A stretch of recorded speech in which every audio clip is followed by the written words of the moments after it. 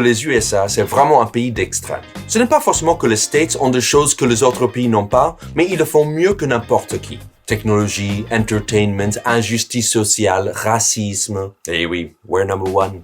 Là-bas, il y a les gens les plus ingénieux au monde, mais aussi les gens les plus cons. Des gens tellement cons qui pensent que la violence policière existe seulement depuis l'invention de l'iPhone. Là-bas, il y a même des groupes de blancs qui se voient régulièrement pour débattre à quel point les blancs sont supérieurs. Et au cas où on aurait des doutes sur l'équipe qu'ils soutiennent, ils portent des draps blancs.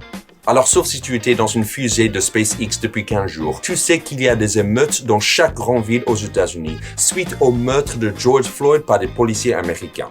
En fait, maintenant que j'y pense, même les astronautes dans le SpaceX sont au courant. C'est même pour ça qu'ils commencent à créer de nouveaux mondes en dehors de notre stratosphère, pour voir si l'air est plus respirable ailleurs. Ironiquement, ici en France, 2 jours avant la mort de George Floyd, Camilla Jordana est allée sur l'émission de Ruquier On demande qu'une polémique et a déclaré qu'il y a des milliers de personnes en France qui se sentent pas en sécurité face à un flic et qu'il y a des hommes et des femmes qui se font massacrer quotidiennement pour nulle autre raison que la couleur de leur peau. Est-ce que retiennent le syndicat de police et le ministère de l'Intérieur, c'est qu'elle a employé le mot massacrer. Du coup, ils disent massacrer, c'est quand même exagéré comme choix de mots.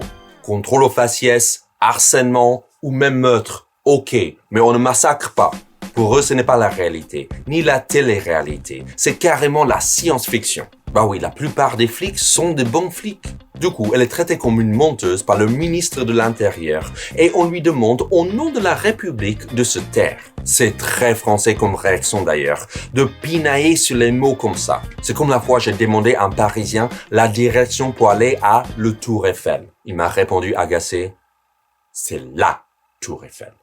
Pour lui, ma désorientation géographique était moins grave que ma désorientation grammaticale. Bien sûr, la France n'est pas les États-Unis. Heureusement. Mais grâce à nos téléphones, on commence à remarquer les parallèles entre les combats d'ici et ailleurs. Le meurtre d'Adama Traoré, celui de George Floyd, qui viennent s'ajouter à tous les autres, le vase de bord. Aujourd'hui, aux États-Unis, les villes brûlent, précisément parce qu'on n'a pas voulu entendre les voix des minorités qui crient depuis des siècles le fait qu'ils sont discriminés injustement et régulièrement par les forces de l'ordre. Alors si on n'écoute pas immédiatement les mêmes voix qui commencent à s'élever de plus en plus ici en France, la réalité américaine risque de devenir le nôtre.